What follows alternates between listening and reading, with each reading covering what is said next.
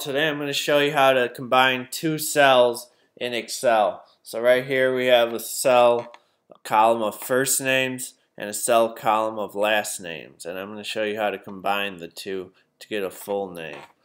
First, what you have to do is the equal symbol and then click on the first name cell, which right here would be Drake. And then you do the and symbol, and you want a space between the first name and the last name.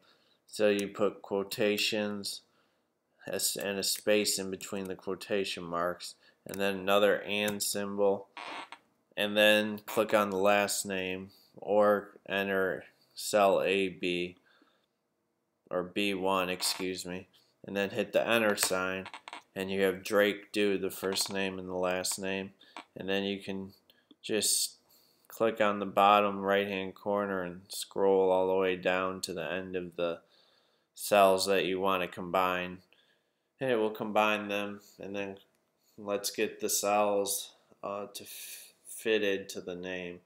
Double click on the end of the cell, and voila, there you have it, the first name and the last name combined.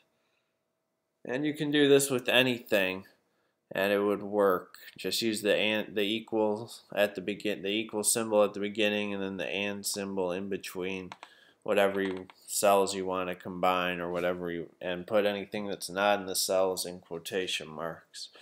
Hope this helps, and if you have any questions, don't hesitate to ask them below and I'll be happy to answer them.